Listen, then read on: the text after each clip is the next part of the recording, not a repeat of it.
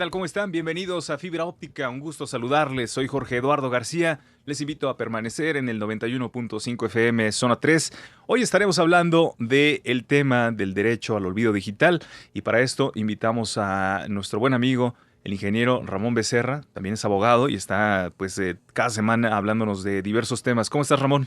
Bien, Jorge Eduardo, bien. Un saludo a ti y a todo el auditorio que nos está escuchando a través de esta señal del 91.5 en fibra óptica. Oye, un gusto tenerte nuevamente aquí en el programa y sobre todo para tocar ese tema. ¿Qué es el derecho al olvido digital? Bueno, básicamente el derecho al olvido tiene muchísimas vertientes. El derecho al olvido es, así como se lo imaginan y así como se escucha, es el derecho que nosotros tenemos a que nuestros datos, ya sea físicamente o en el entorno digital, no se almacenen para cuestiones o para tratamientos de datos que no están autorizados por nosotros, cuanto menos si ya no existimos en este mundo.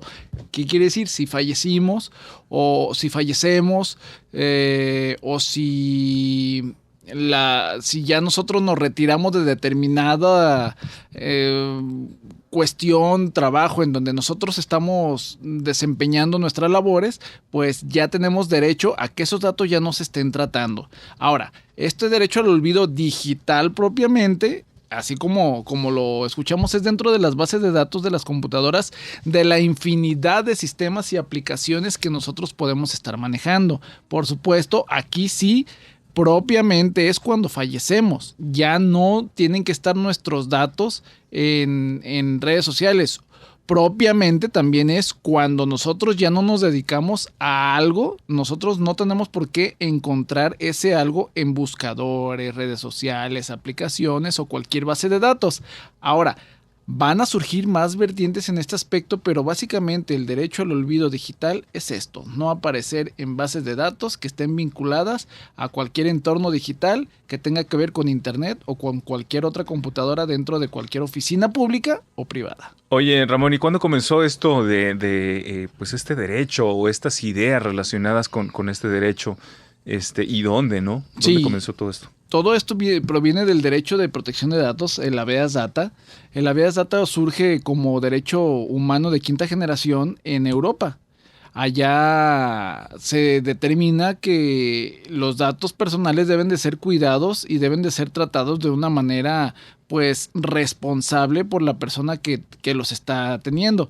Ya habíamos alrededor de hace 15 años, 20 años, ya se había hablado muchísimo de este derecho de la protección de datos personales, pero no se le había dado una forma por medio de una ley. Aquí en México, en el 2010, surge la Ley Federal de Protección de Datos Personales en posesión de particulares, y esto le da ya una forma legal, un entorno, un reglamento, una norma a esta protección de datos personales en posesión de particulares, exactamente de particulares privados. ¿Por qué?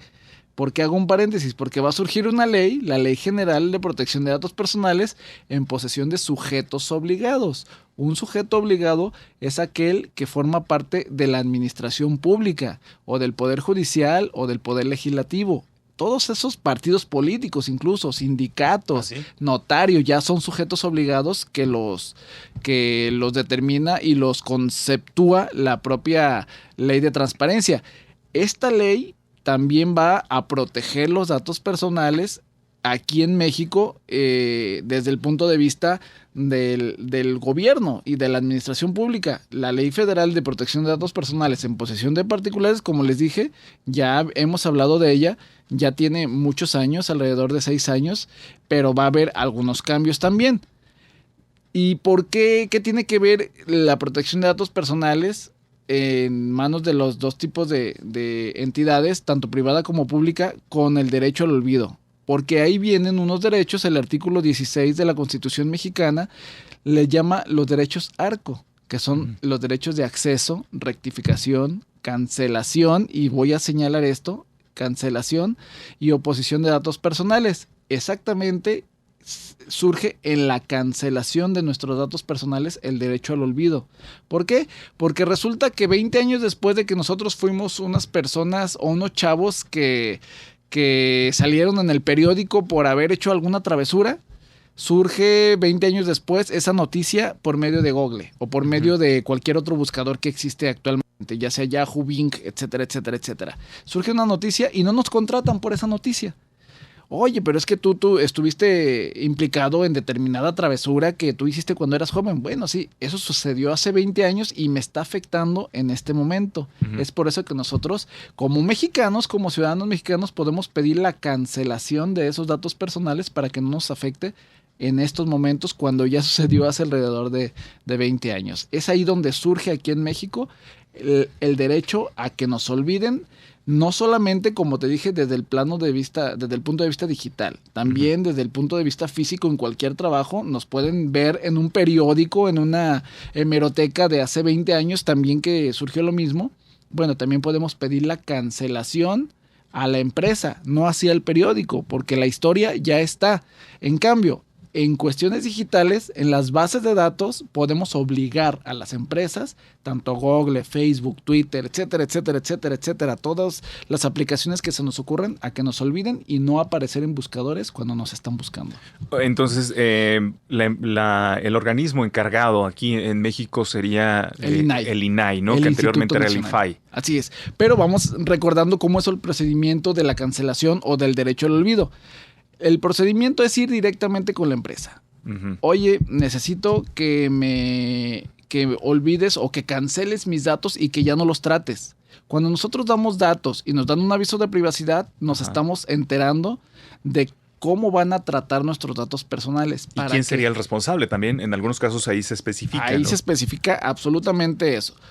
Cómo los van a tratar, por qué los van a tratar, cuánto tiempo los van a tratar, quién es el responsable del tratamiento, ya sea quien nos está pidiendo los datos o un tercero, puede ser también de esa manera. Si los van a transferir a algún país, claro, si los van a transferir entre empresas, etcétera, etcétera, etcétera. Desde ahí comienza nuestro derecho de protección de datos personales. Ya cuando se termina esta entrega y nosotros firmamos el aviso de privacidad, pues ya estamos enterados de qué es lo que está sucediendo con nuestros datos personales en manos de esta persona. Después, si ya nosotros no queremos que no lo traten, vamos a ir con la empresa y le vamos a decir, oye, ¿sabes qué? Yo ya no quiero que traten mis datos personales. Vamos a hablar propiamente del derecho de cancelación, porque el derecho de acceso, rectificación y oposición es otra cuestión. En este caso, el derecho de cancelación, le decimos a la empresa, ¿sabes que no quiero que trates mis datos personales? Tiene 20 días para respondernos. Si en esos 20 días, pueden ser hasta 40 días para respondernos. Claro. Si no nos responde, por X o Y razón, nosotros podemos acudir al INAI, al Instituto Nacional de Acceso a la Información, para decirles, oye, no me dieron la respuesta que yo esperaba, no cancelaron mis datos. Ahí sigue otro procedimiento. Bien, ¿qué te parece si nos vamos a la pausa y al regreso nos hablas de ese procedimiento? Y les recordamos a nuestros amigos del auditorio que tenemos una cuenta de Twitter para que nos dejen sus mensajes. Estamos como Fibra Óptica 915. Regresamos.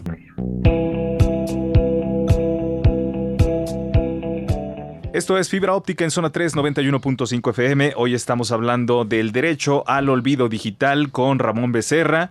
Y nos estaba hablando en el bloque anterior acerca del procedimiento que se sigue, tanto con la empresa a la que le vamos a cancelar nuestros datos o le vamos a hacer esta solicitud, y qué sucede cuando no tenemos una respuesta y es necesario que esté el INAI mediando para que se logre el objetivo, ¿no? Así es.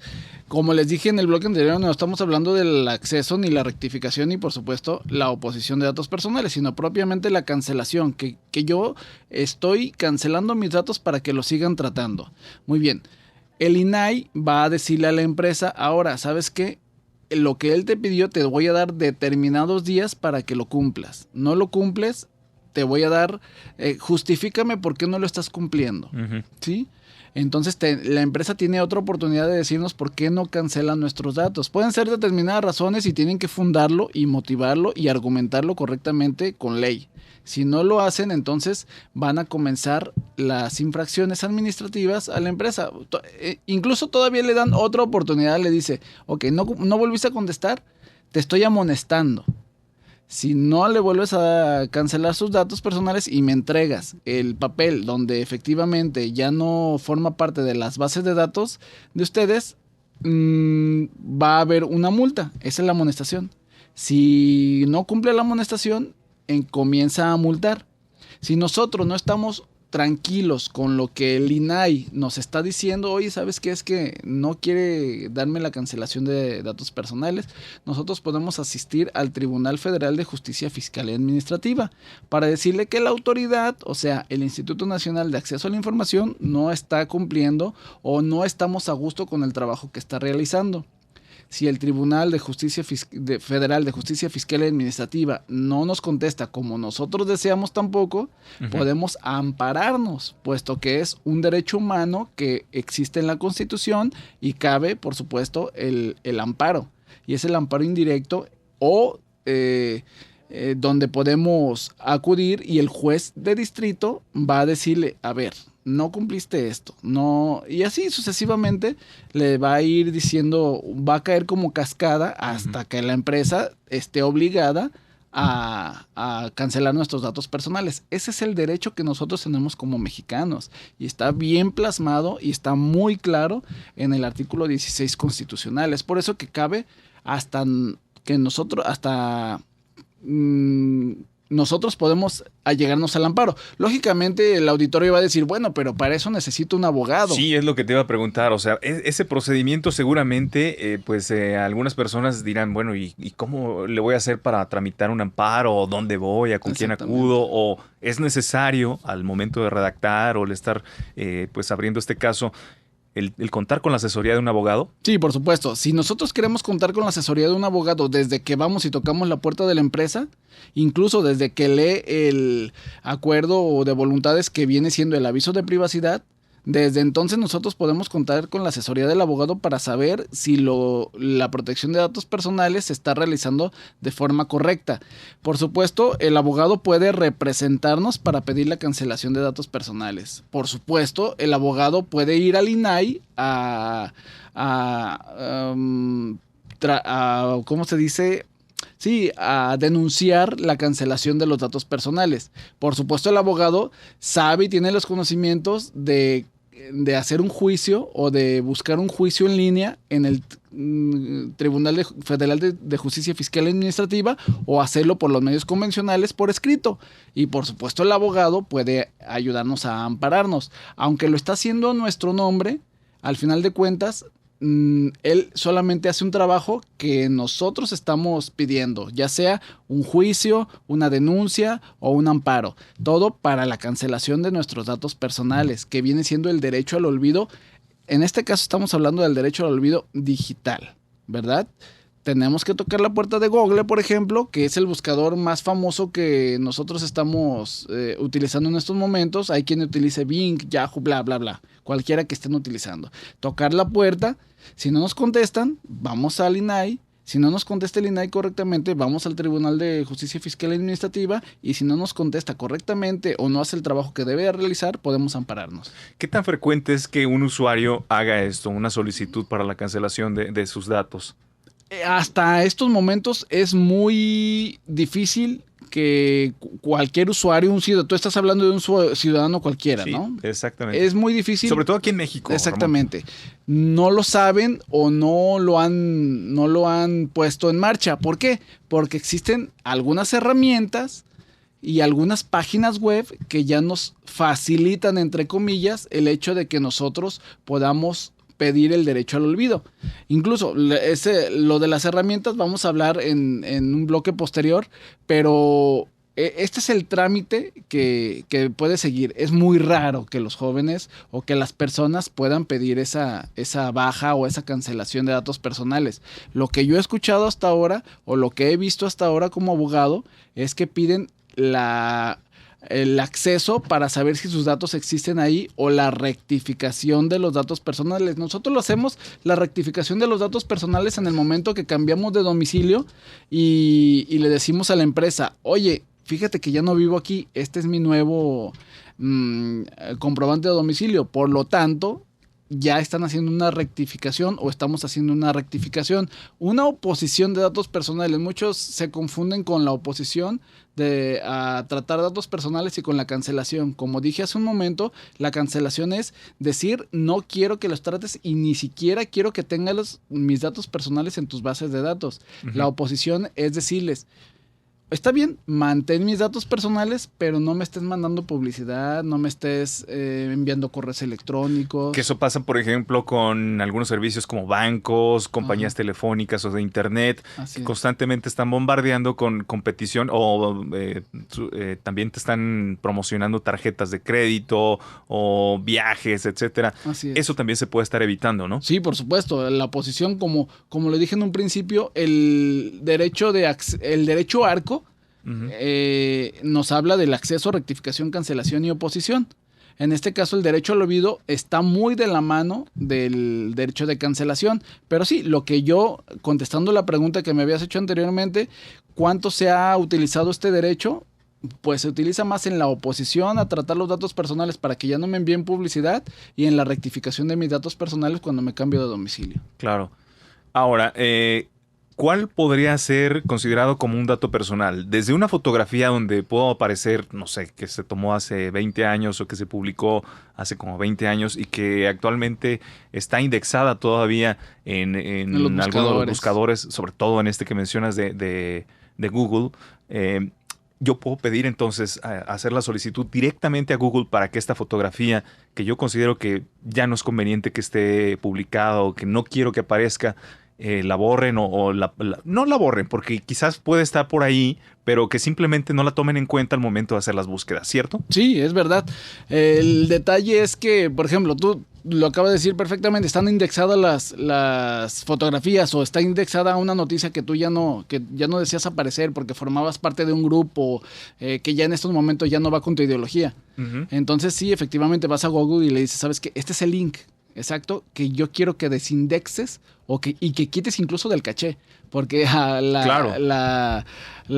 auditorio debe de saber que aunque lo quiten de la base de datos, Google guarda un caché durante muchísimo tiempo. ¿Qué es un caché? Es un tipo de memoria que lo guarda Google como un respaldo de lo que tiene en realidad.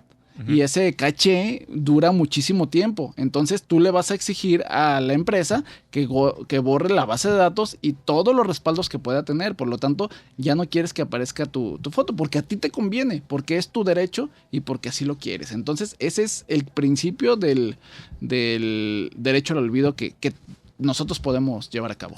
Bien, nos vamos a una pausa y seguiremos platicando con Ramón Becerra acerca del derecho al olvido digital y más adelante nos va a hablar de algunas herramientas, algunas maneras también de estar pues invocando este derecho. Y les recordamos, Fibra Óptica 915 es nuestra cuenta en Twitter. Volvemos. Hoy estamos hablando con Ramón Becerra acerca del derecho al olvido digital. Ya nos ha estado platicando cuáles son los procedimientos para poder ejercer este derecho.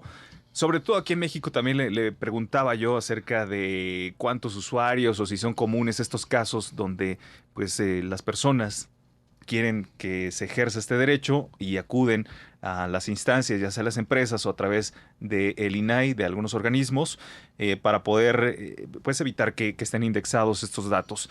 Ahora, ¿hay algunas herramientas, Ramón?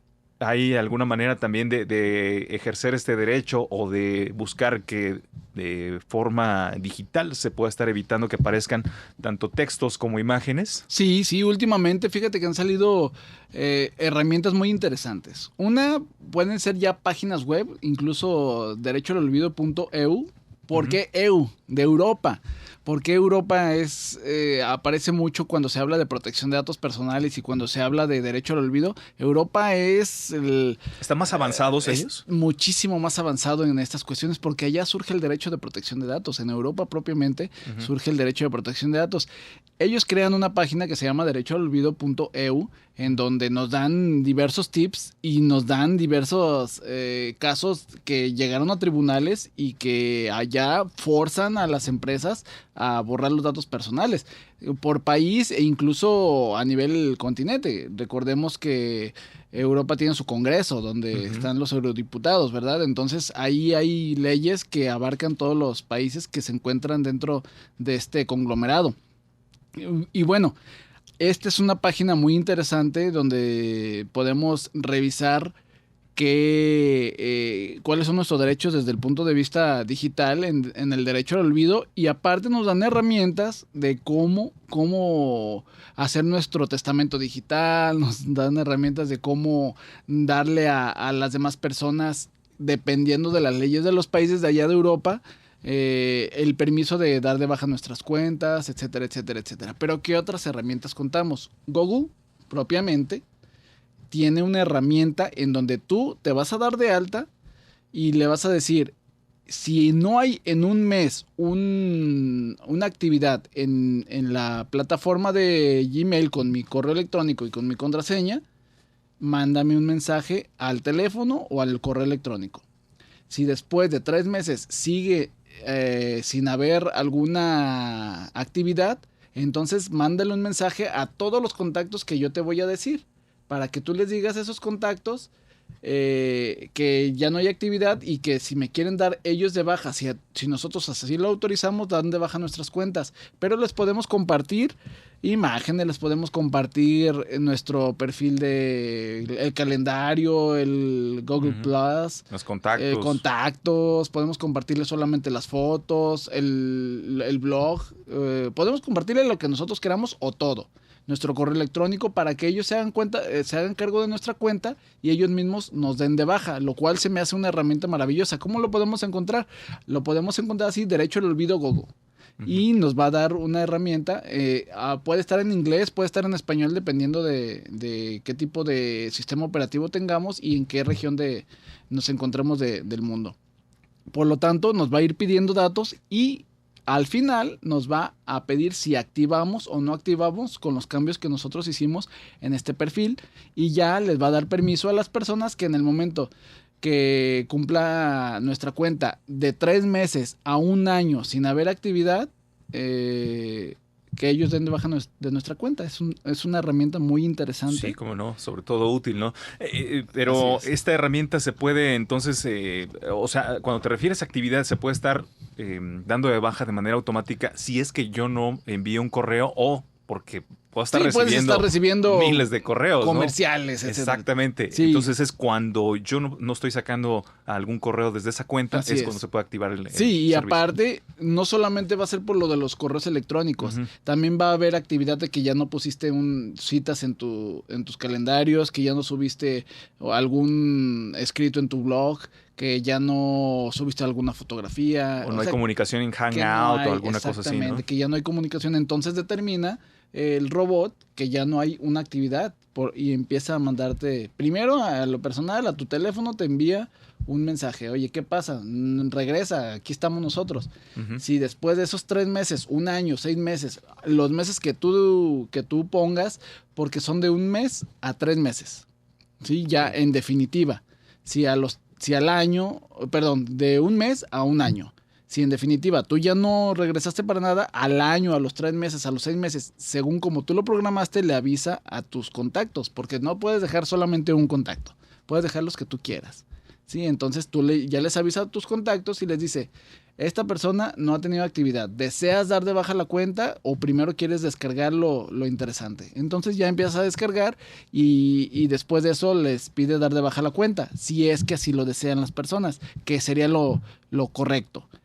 Eso es en cuanto en Google. En Facebook también se acaba de activar hace alrededor de unos 3 o 4 meses una herramienta similar. Oye, este tipo de herramientas, digo, en un principio cuando estaban las redes sociales apenas comenzando, no se había pensado en ello. Se ha ido implementando de acuerdo también a las mismas exigencias que tienen los usuarios o alguna organización, o porque se van concientizando también, que es algo importante, ¿no? Deja de eso, las redes sociales son ya cementerios. Sí. Ya son cementerios. De repente hay gente que se asusta porque de repente le sale una persona que ya falleció, que él sabe que ya falleció y le está pidiendo ser su amigo. O se lo están dando como alguien posible para poder ser su amigo. Entonces la gente se asusta y hay quienes se molestan. Entonces, en base a las opiniones de las mismas redes de las redes sociales, ahora sí que válganme la redundancia, pues se pidieron opiniones y hasta estos momentos solamente he visto estas dos herramientas tan interesantes, como lo es Facebook y como lo es Google. Y Facebook lo que te pide es, nómbrame a una persona. Ujú. Si después de 60 días esa persona, si después de 60 días ya no hay actividad en tu perfil, vamos a contactar a esa persona Ajá. y esa persona va a tener la opción de dar de baja tu perfil. Que sería como una albacea, una cosa así, ¿no? Algo así. Y en un momento entramos a ese tema, efectivamente. Entonces, creo que está muy interesante el hecho de que tú le encargues a tu mejor amigo, a tu esposo, a tu hermano, a cualquier familiar, el hecho de que ya no estoy existiendo en estos momentos, por favor, den de baja mi cuenta, porque ya no hay necesidad de tener la red social, ¿no? Así es, pues es una buena idea, ¿no? Que también ya se está implementando, sobre todo en estas redes sociales, la más famosa del mundo. Yo creo que ya es básico tenerlo. Lo podemos entonces encontrar después en algunos chats, siguiendo estas mismas tendencias, como lo Sí. están haciendo en las redes sociales. En el caso de Facebook, vamos a suponer en WhatsApp o en alguna otra. Yo creo que va a la alta. Apenas está Twitter, y yo no lo he visto en Twitter, no sé si ya lo tenga, en Reddit, hay tantas redes sociales, Sí, no sé, muchísimas. que tenemos que encontrarlo, tenemos que Claro. encontrar la opción de, no sé si sea un testamento como tal, herédale tus derechos a la persona para que te dé de baja. Yo creo que no sería una herencia como tal, aunque Google, si somos estrictos, sí le estás heredando a los contactos que tú estás señalando, les estás heredando tus datos. ¿Por qué? Porque te dice la misma herramienta, señálame a qué usuarios tú quieres o a qué amigos tú quieres que nosotros contactemos para que descarguen Ujú. lo que creen Como interesante. un beneficiario Ándale. digital, ¿no? Ándale. De todos tus bienes digitales. Así es, que también ese es otro tema que podremos tratar ya más adelante, pero en cuanto al derecho al olvido, se me hace muy interesante que de esa manera, tanto Facebook como Google, que viene siendo un buscador muy importante y muy interesante, pues ya lo esté contemplando, ¿no? Bien, vamos a hacer una pausa y seguiremos platicando acerca del derecho al olvido digital. Les recordamos que nuestra cuenta de Twitter es Fibra Óptica 915. Regresamos. Entramos al último segmento del programa y seguimos conversando con Ramón Becerra acerca del derecho al olvido digital. Estaba revisando por ahí algunas notas relacionadas con este tema y pues ha creado también cierta controversia, sobre todo porque hay algunas personas que pues también han señalado acerca de este derecho que, si bien tiene que existir este derecho al olvido digital, también hablan de que se está violando el flujo de la información, o se está reteniendo el flujo de la información. Entre ellos, incluso ha habido algunos debates, entre ellos el fundador de Wikipedia, Jimmy Wales, sostuvo en algunas reuniones públicas en Europa, donde se armaron estos debates, que debería existir un equilibrio entre el derecho a la privacidad y también el libre flujo de la información. ¿Qué opinas al respecto, Ramón? Fíjate que es interesante porque si lo vemos desde el punto de vista que lo está mencionando él, es verdad, nosotros vamos dejando una historia desde el momento que ingresamos a los medios digitales. Podemos elegir entre dejarlos, por ejemplo, un blog. Uh-huh. Sí, un blog nos va dejando información interesante, y a lo largo de los años, pues toda la información que tiene un blog pues puede ser utilizada con fines didácticos, con Claro. fines, ¿verdad? Nuestra historia igual, nuestra historia digital nos va dejando un seguimiento que puede resultar interesante para determinadas personas. Sí estoy de acuerdo en que se rompe el equilibrio, pero también podemos alegar el hecho de que nosotros muertos tenemos derechos. Es como la persona que entra a la penal. La persona que entra a la penal o que está señalada por cualquier delito y ya lo sentenciaron, ya está sentenciado, dicen que no tiene derecho. La ley lo especifica y no tiene derechos. Nosotros muertos tendremos derechos, digitalmente tendremos derecho a quitar nuestra información que nosotros ya subimos. Está muy interesante, está muy interesante. Estoy de acuerdo en lo que él dice, pero también, como te digo, hay personas que se molestan por el hecho de aparece una persona que ya falleció y yo qué necesidad tengo de estar teniendo contacto con alguien que yo ya no quiero tener contacto, no por el hecho que no la ame o que no la haya amado, sino porque para mí me afecta en lo personal, Ajá, ¿no? emocionalmente. Emocionalmente. Sí. Va de la mano, muchas personas dirán, bueno, ¿estamos hablando de la muerte digital o del olvido digital? Van de la mano. Una cosa es el olvido, que yo ya no quiera tener una noticia, aún sigo viviendo, pero yo ya no quiero que se escuche una noticia de algo que realicé hace, no sé, 20 años, como te dije. Y otra cosa, a la hora de mi muerte también tengo derecho a que me olvide el internet digitalmente. Por eso van muy de la mano. La muerte digital y el olvido digital van de la mano. Estoy de acuerdo con él. Pero también en vida tenemos derecho de saber qué hacer con lo que nosotros tenemos. Es como el testamento. Sí, exactamente. Muchos podrán decir, bueno, pero es que ya se murió, ¿cómo le va a dejar su casa?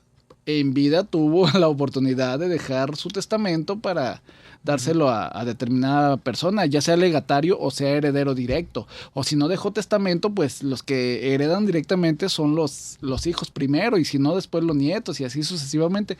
Es lo mismo.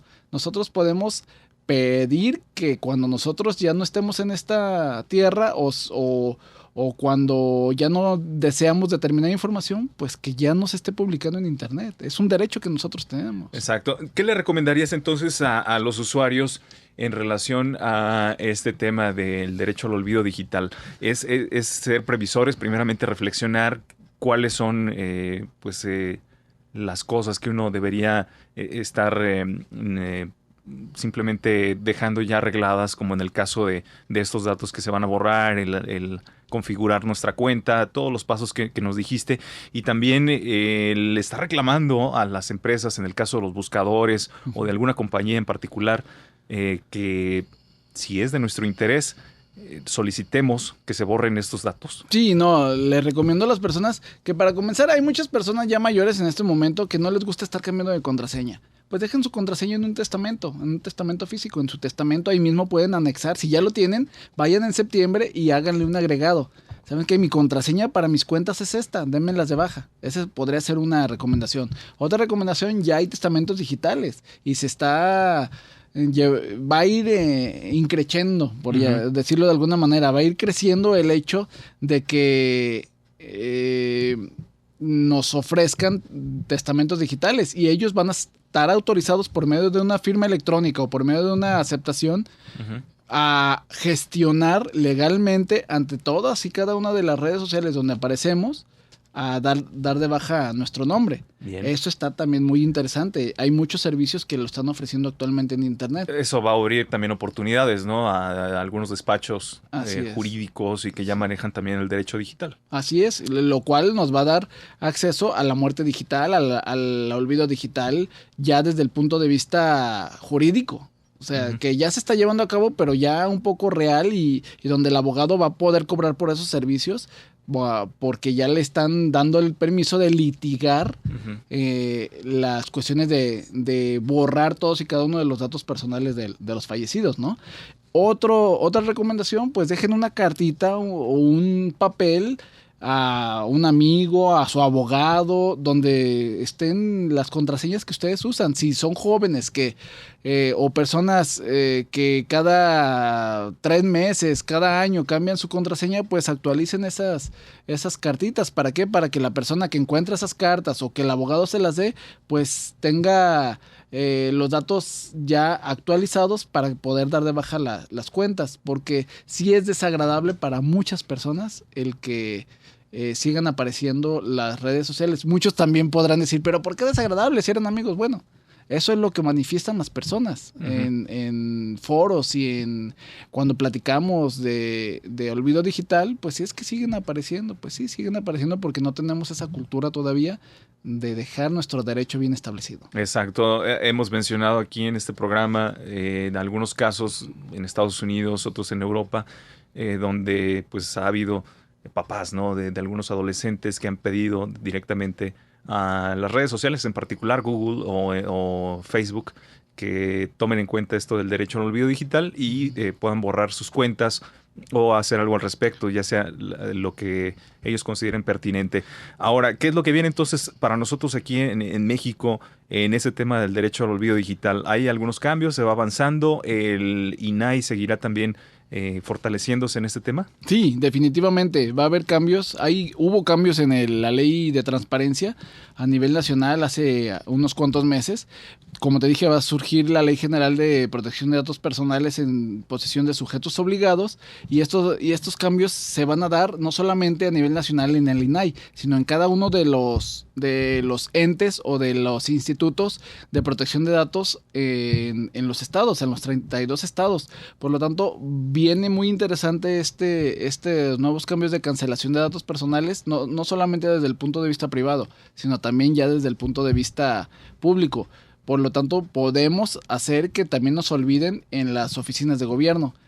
Bien. ¿Por qué? Para que ya no voten los muertos. Sí, ¿Sí? Exactamente. Oye, y hace poco me enteraba también que hay algunos asuntos de evasión fiscal y todo esto, y hay personas que ya fallecieron y de todas maneras están realizando transacciones con empresas o con personas físicas. Entonces, eso es algo que también se tiene que estar regulando. Sí, yo tengo el derecho como hijo, recordemos que en un testamento normal o digital, como quieran verlo, nosotros heredamos derechos, pero también heredamos obligaciones. Y al nosotros heredar un derecho, podemos heredar el derecho de decirle a Hacienda, oye, la empresa de mi padre ya no existe, ¿por qué sigue haciendo estas transacciones? Investiga inmediatamente. Oye, mi padre o mi madre ya no existe en Instituto Nacional Electoral, ¿por qué siguen votando? ¿Sí? Claro. Entonces, se vienen cosas muy interesantes en cuanto a derecho al olvido y tenemos que estar al pendiente de todo esto. Ramón, pues te agradezco mucho el haber estado con nosotros y me gustaría también que al auditorio le recordaras la manera de estar en contacto contigo y también de leer tu columna. Sí, a través de mi página web pueden leer la columna de ramonbecerra.com. A través de Facebook me pueden encontrar en facebook.com/ramon.becerra o a través de Twitter en @ramonbecerra_.